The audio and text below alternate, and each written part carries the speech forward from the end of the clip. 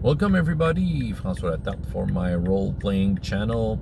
This is a reflection I have about a post I saw a couple of years ago that was on a Facebook group, Hero Kids, that is the subject of the Facebook group, and it was running through my mind, okay?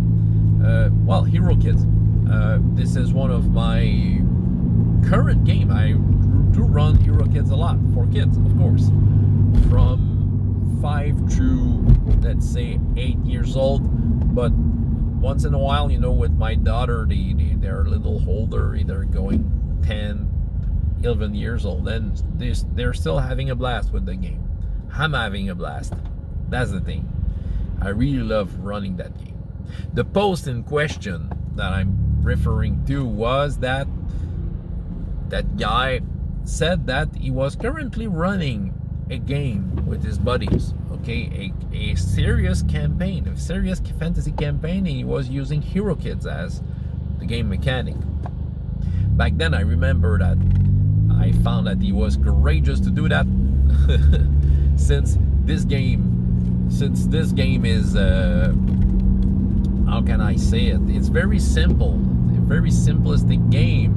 So yeah, I found that maybe you would have a hard time having a long campaign with that. But at the same time, I was saying, if he was coming to post that, probably it was working, and I was wondering how it worked.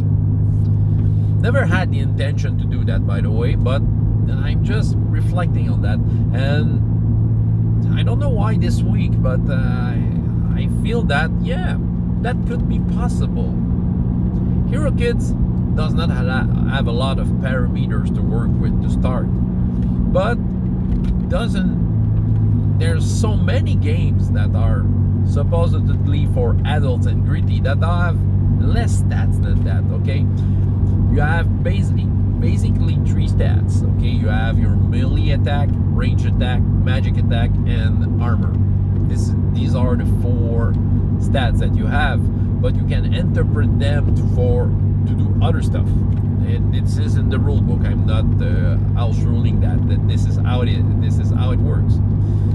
Other than that, you have special skills that gives you bonus, and you have some action and special capacities that you can add up. Some cool moves that you can do, basically. So far, there are some parameters to work with. Okay, I'm running this game since 10 years, and to tell the truth, I didn't find a game where I was stuck.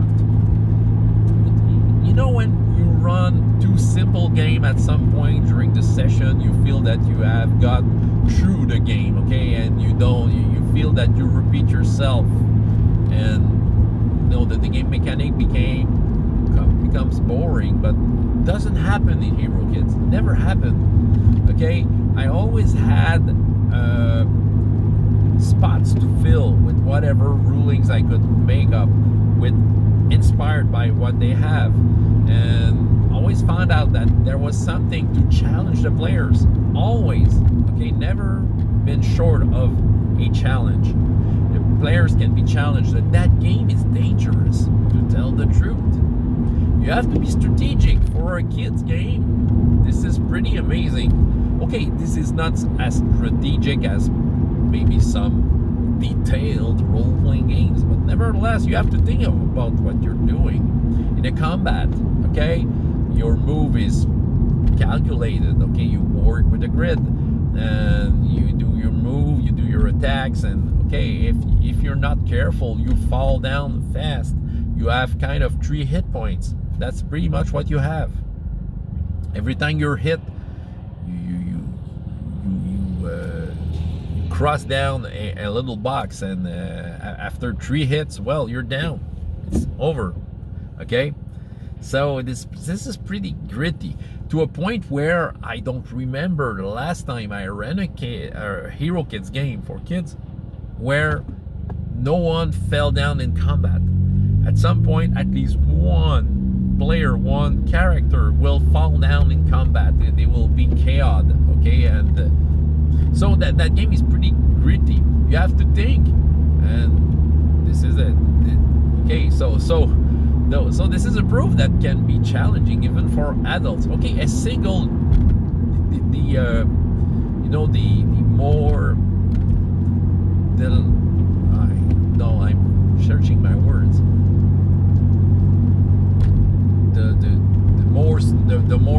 The weakest monster, the weakest monster of the book can bring you down if they are lucky. Okay, if they roll sixes, well, you take hits and you can be brought down rapidly. Okay, there's sheer luck, so you have to be strategic in order to have advantage in the fight. So I think this can be good challenges. Yeah, this is a proof of that. What else can I say? Well, there's a supplement that you can buy which enables character progression. Okay, because the character you have basically in the book, you can create them also, but they are kind of first level characters. Okay, but with the progression supplement, there's 18 steps that you can reach. So 18 is a lot. Okay, if you take your time before getting to another step, well, this can be worth it. With my daughter, I'm taking experiments with that supplement, and I do make them go one step for every session, because we don't see each other that often. We see each other every 2 months basically, so they have their rewards for every game. But with that, we can work out something serious. Okay, what kind of steps that you can gain? You can gain new skills, new bonus action or stuff like that. And for actions, well, you have to be careful with what you're choosing. There's a lot of choice, but if you don't have dices in one of the pool, well, there are some of those that you can't have. So you have to get dices in some pools in order to unlock some of those other special actions. So if you want to get new dices, it's a little longer. So it's pretty well made. It's pretty well made. You can really try to manage your character and its progression. So there's something to do there. Also, there's some third-party supplement that went out, and I find that this could add some spice to the game. They're the boon cards. Boon cards are rewards that you give throughout the game. There's no bennies or stuff like that, but boon cards are there, which will give some sort of a bonus, random bonus. This can be a dice more, you can heal 1 health, all sorts of things. And I think this could be pretty fun to add. And also there's another third-party supplement about magic, which would make magic with more options. Considering all of that game could work in a real campaign. Maybe one day I will get rid of all my role-playing games and just keep Hero Kids in my hand and make real gaming with that. I don't know. Maybe this is the seed of some project I don't know about that will rise.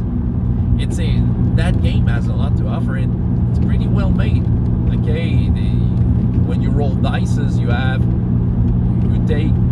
roll a pool of D6s, and you just take the highest of the dice you rolled. So you're working with numbers from 1 through 6. It's not a lot, but it's amazing how flexible this is at the same time. Okay, we're far from games where you roll a D20 with 20 increments or dice pool system that will get you somewhere else, or percentile or whatever. But that game works. Like I said, I always find that there is spaces to fill up with whatever you want that is fun and challenging. Yeah, so this is pretty much my conclusion about the post I read that a couple of years ago is that it could be possible to run Hero Kids for adults. Yeah, maybe someday it will happen. Someday I will want to just to run games and feel smooth about this and use Hero Kids. Maybe. Are you one of them?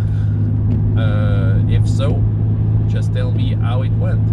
Otherwise, I will try to read the post. So yeah, Hero Kids can be some sort of an OSR game, whatever. François Letarte for my role-playing channel, and up to next time, I hope you have as much fun in your life as in your games. Goodbye.